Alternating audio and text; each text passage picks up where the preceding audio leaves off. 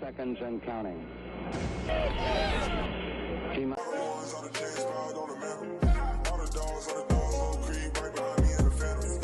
What's going on, guys? Welcome back to another video. And today we're going to be discussing Jabari Smith Jr. We're joined here by a special guest, Jackson Gatlin, host of the podcast Locked on Rockets and the founder of Clutch City Control Room. Jackson, could you please introduce yourself to those who don't know you?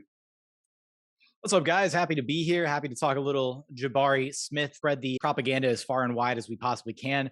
You can track me down at JT Gatlin on Twitter. I do Locked on Rockets 5 days a week covering the Houston Rockets. I also host Locked on NBA on Mondays, and I'm the host of the State of the Rockets podcast and, like you already said, founder of ClutchCityControlRoom.com.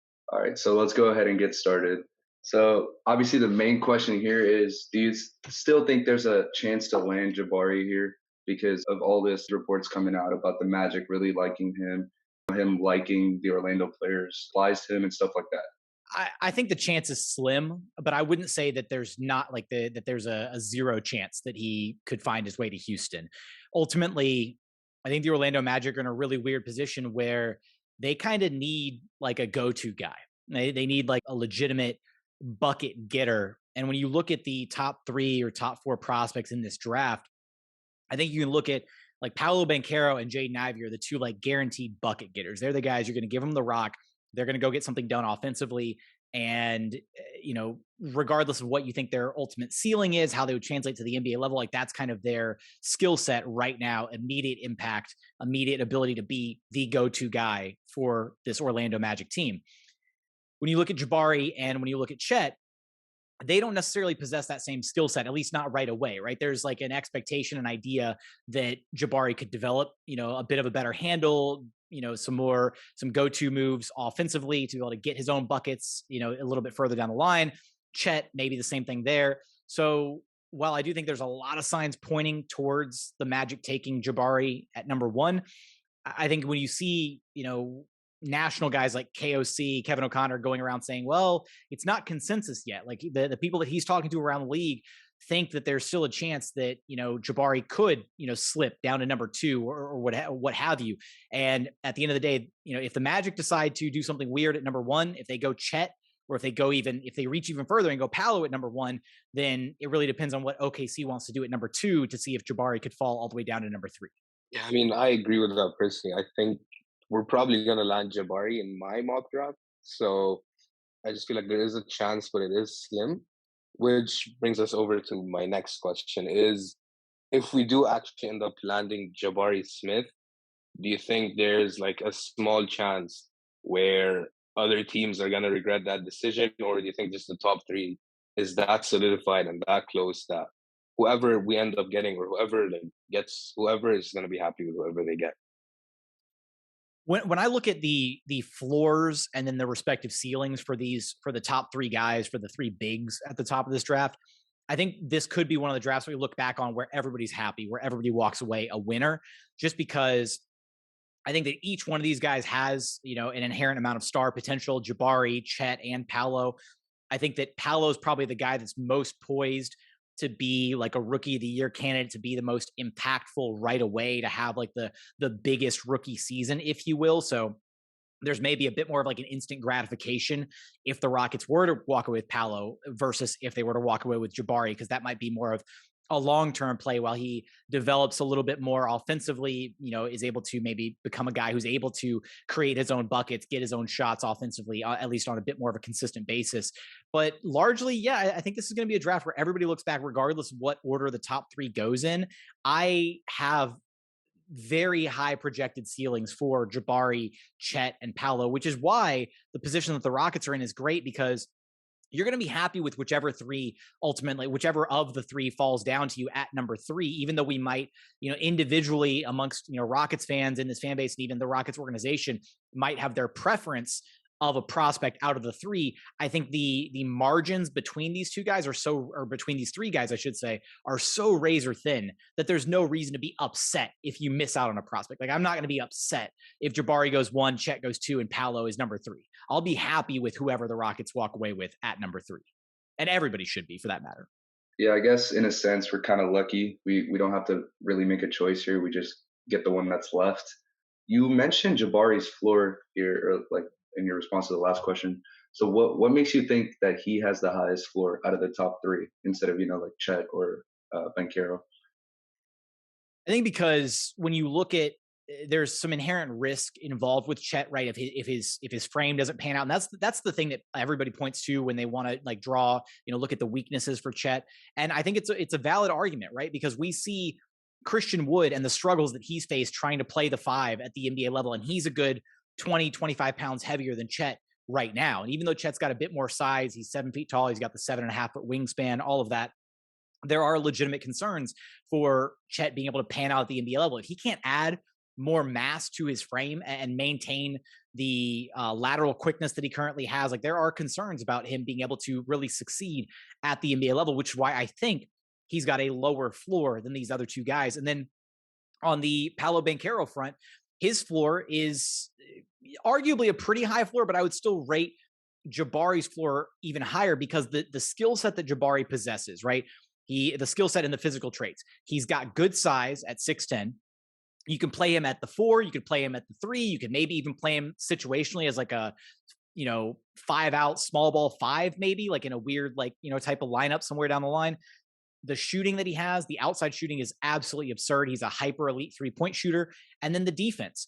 Those are the things that are going to transcend and like fit on any NBA team anywhere. And so I think when you look at the floor of a player, those skill sets, because you can plug and play those skill sets with any of the 30 teams in the NBA, he has an absurdly high floor where at the absolute worst, Jabari is going to be, I think, a very, very good, borderline all-star role player at the absolute worst. With Paolo, there's concerns about his outside shot, translating to the NBA level. There's maybe some concerns about how impactful he'll be without the basketball in his hands offensively. What type of a role can he have? And then also the question marks about his defense. And I think those areas kind of lead me to think he might have a bit of a lower floor, at least right away, than Jabari does. So I think that's why Jabari, to me, has the highest floor of any of the prospects, because the skills are so translatable to any team at any level. Yeah, I mean, just because you brought in Banchero into it, it actually leads me into my next question, which is we've been discussing like Rockets Twitter in general, the fit between Banchero and Sengun. So I just like to ask, is there anyone on the Rockets that you see Jabari might not fit with on the court, instead of like he fits in with pretty much a lot of players, but do you think there's a guy on the Rockets where Jabari doesn't fit with them in a lineup or doesn't fit with them in general? Honestly, not at all. And that's what's so unique about Jabari, right? Is he's got that flexibility to where, yeah, he's being billed as a big, but I kind of view him as like an oversized wing, honestly, even though he maybe, movement wise, offensive skill wise, maybe he's not quite there to that level quite just yet. But at 6'10", with the size that he has and with the defensive versatility that he has, you can, have him guard, multiple positions on the floor. So you can get away with, running him at the 3 if you really wanted to, and you could have like an uber, like gigantic lineup. I do think the way that he impacts the game, especially from a fit perspective, does change a little bit, because if you're running Jabari at, say, like the 4, then you don't necessarily have like the interior defensive presence that you would have if you were to run, say, Alperen Şengün and like a Chet Holmgren at the 4, because that duo would be a lot bigger, have a lot more size on the interior, a lot more of a defensive presence, where you would build your defensive shell kind of from the paint outward. Whereas if you run Jabari at the 4, then you're kind of opening yourself up to be a little bit more susceptible to giving up some of those paint touches, because you don't have a true rim deterrent anywhere in your starting lineup. So the short answer, right, is I think Jabari meshes with anybody on any roster on any team, honestly. And maybe that's, and I don't even think that's hyperbole. I think it's just because that skill set, the shooting, the defense, the size, all of that is anything that you can plug and play on almost any roster and find a level of success with. I do think there are other things you would have to take in consideration if you were running Jabari at, say, your 3 or your 4, and then figuring out elsewhere on your roster where you would come up with some of those skill sets that you might be missing out on, right? Like, again, you don't exactly get shot blocking out of Jabari at your 4 spot. You don't get really, high level interior defense or like, crazy great help side defense or off ball defense if you're running Jabari at the 4. So then where else do you get that with? So from a Rockets perspective, you're also not getting that from Alperen Şengün. Does that make that pairing worse in your mind? I don't know. That could be up to the individual to assess, but to me, it doesn't. Yeah, that makes a lot of sense there. He's kind of like an oversized wing to me as well. But that brings me into my next question where it's like, you know how like most threes in the NBA can put the ball on the floor to some level and, you know, drive to the basket and stuff like that. So I was just wondering how realistic do you think it is for him to develop a good enough handle to, you know, attack closeouts and in general like kind of create his own shot getting to the rim? I think that it is a relatively realistic goal for him, if only because the more that I started to go back and look at tape of Jabari, I do think that the inability, quote unquote, to dribble for him is a bit overblown. Yeah, he's a little stiff with it. Yeah, he doesn't, he's not the most fluid with the basketball. He doesn't have he doesn't get low. He doesn't have like a crazy tight handle. It does look a little clunky when he's driving, but somebody with the physical gifts that he has at 6'10", the size that he has, I almost look at him kind of to comp him to like an earlier Kawhi Leonard a little bit, because Kawhi's never like until like the later years, like Kawhi never looked like crazy flashy with his dribbles. Like he wasn't like busting out crossovers and spin moves and hezzies and like all this. And he kind of added all like more of those pieces to his game over time. And especially early on, like Kawhi's always been right, like that 6'7", 6'8" wing, but Kawhi's always played a bit like a power forward to me almost, where he extended his game all the way out to the wing. He could shoot the three ball, all of that. But especially the way that you would see Kawhi utilize his size, his strength against smaller players, getting them down on the low block, powering through guys, both on drives with his back to the basket, facing up from 15 to 18 feet, whatever.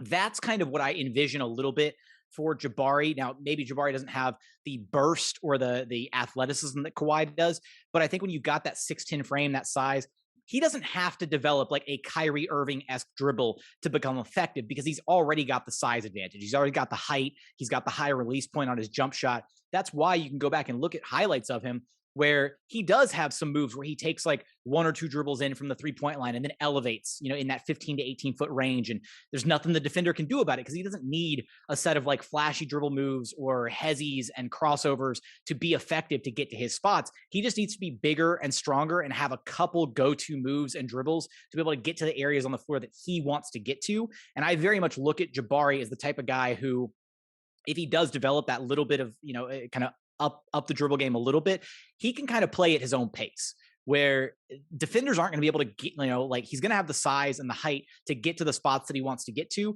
And that's going to be really hard for any NBA defender to like contain, because at 6'10", unless you put like a legitimate big on him, at that point, there's a hope that he should be able to exploit a legitimate big guarding him by, putting the ball on the floor and actually driving it all the way to the rim and finishing at the rim, which is the other knock on his game, is that he's not a great finisher in and around the rim. But I do think that's also going to change at the NBA level with the way that NBA defenses are geared, less of a paint presence than what you have at the college level, all these different things. Yeah, I mean, I definitely agree with that. It was actually going to be a segue into my next question, was that like his handle, in my opinion, is just a bit overblown or over exaggerated. And I feel like it's definitely going to improve in the league. But I'm still going to stick with my question, which is, do you think there are other misconceptions about Jabari Smith other than his handle not being good enough for the NBA? I think that those are kind of the two main sticking points that I see a lot of, right? And I think that's for good reason, because they're the two main causes of concern. I think that one other area that I see a lot of is, people make the argument about, if you don't necessarily think that Jabari could be like, I don't know, your number one go-to option guy or whatever, then why would you take him number one overall? And I think it's the same reason that we saw arguments and debates between Jalen Green and Evan Mobley last year, right? Is Evan Mobley doesn't necessarily project to be like a number one option, a go-to guy, the guy that you're going to dump the ball to and say, go get us a bucket. He's got a versatile offensive skill set. And we've seen that kind of like flourish at the NBA level. But I think there's absolute validity in wanting to draft a guy who you can plug in and have an incredibly high ceiling, an incredibly high floor, a piece that will be a great accent piece elsewhere on your roster. And I think that's kind of some of the debate between fit versus best player available. And you can still, in my eyes, you can view a player like that as the best player available if those are the skill sets that you truly value, that you want to bring into your organization. And I think there is a distinction between looking at fit, like, oh, how does Jabari fit alongside Al P or Jalen Green or KPJ? That to me is like the fit argument that shouldn't be taken into consideration.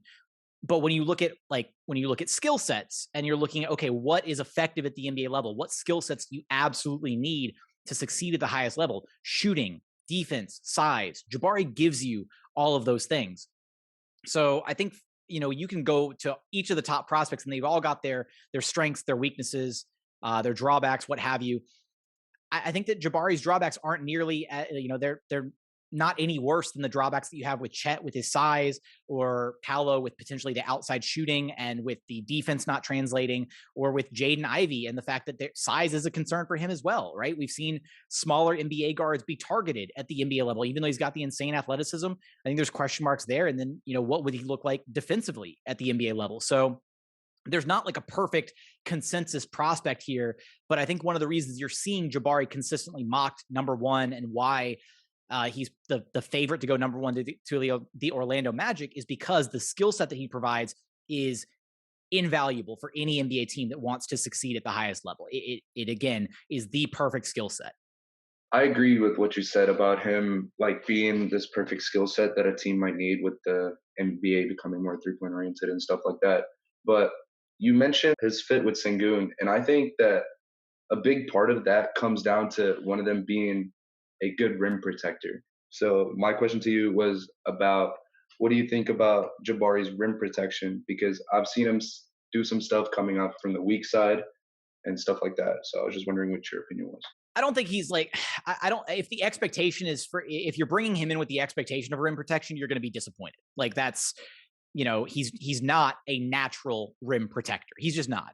He's a capable defender with some size, and there have been moments where he's been able to rotate over from the weak side and, pick up a weak side shot block or something very akin to what like KJ Martin is able to do occasionally. I don't think anybody would consider KJ Martin a true rim protector. KJ Martin is just an athletic wing who can sometimes make up ground on drives and get these, fancy, these nice block shots. He can get the highlight reel block shots from the weak side, but he's not somebody that you rely on to be a rim deterrent. And I think that's the better terminology that we use here, because rather than quantifying like rim protection and based on like, oh, he's got, he's averaging 2.5 blocks a game. Like, yeah, blocks are an important part of rim protection, but I think being a rim deterrent is the more important like way to kind of paint a distinction here.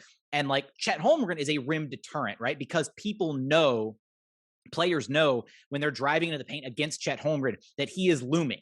He is there somewhere waiting to try and block your shot, waiting to contest your shot. You're going to have to somehow adjust your shot to get it over the outstretched arms of a Chet Holmgren. Like there's a lot of things you have to take into consideration when you have a guy of that size guarding the paint. That is not the case with Jabari, right? Jabari's, he's got, solid size, right? He's 6'10". He's got what? I've got a 7'1" wingspan. Like those aren't bad numbers, but it's not enough to where people are going to be, I guess, like afraid to drive on him thinking, oh, he's somewhere around, he might block my shot. Like he doesn't provide the same level of overall rim protection and enforcement that a true big would provide. So I do think that is something that would potentially be lacking in a pairing between Alperen Sengun and Jabari Smith, is they don't necessarily have a go-to defensive anchor or rim protector, because I view Jabari much more as a solid on-ball defender and a true wing defender than an interior presence. I mean, yeah, I agree with the last part more so than the other, but just brings me down to my last question. It's a fun one, so no one to overthink. With Jabari coming to Houston, of course, that'll be a duo of Jalen Green and Jabari Smith. So do you have any like NBA comparisons, past or present, for the duo of Jalen Green and Jabari Smith? Oh man, for the duo, I don't know about for the duo, if only because there's I'm trying to think of all the comps that I've ever made for Jabari that I come back to, and I don't know if there's like a legitimate duo out there. Like, does it? So here's my like, if I can clarify here, does it have to be a duo that actually like played together, or can I just like take two of my comps for each of those guys and be like, it'd be like if we put X on, X guy with X with Y player. I mean, either or works for me. I'm just trying to get to know like the way having rookies with an NBA comparison just makes it easier for a lot of people to see like what the play style exactly is like. So if you can think of a duo that play together, that's great. But if you can, then yeah, just any comparison pretty much works. Yeah, well, I mean, I think we got to go back to some of the for Jalen Green, right? The comps that make so much sense are, he's modeled his entire game after guys like Michael Jordan, Kobe Bryant. And that's the exact same mold that he comes out of, right? Is, that 6'5", 6'6" guard, insane athletic ability to score from anywhere on the floor, the win at all costs mentality, like, and maybe those comps are unfair to Jalen Green this early in his career, but I think he's already shown some insane flashes. He's broken, a lot of records at the end of his rookie season. So we'll stick with that, right? So like, you've got your MJ, Kobe Bryant-esque two guard, your alpha scorer, your bucket, maybe your Devin Booker with more athleticism, if you will, something like that. For Jabari, I mean, there's a bunch of different comps for Jabari that I have. I think probably one of my favorite ones is like a two-way Rashard Lewis. I was a big fan of Rashard Lewis back in the day. I always wanted him on the Houston Rockets.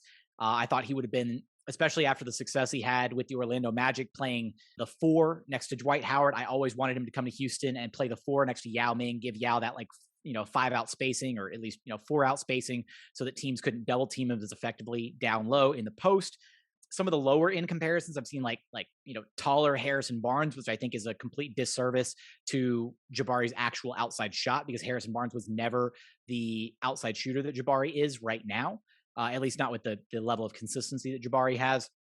I've comped him to like Chris Middleton, Klay Thompson a little bit, but if you go with those, I think to set the expectations right, I'd go Chris Middleton with less playmaking and less of a handle for sure.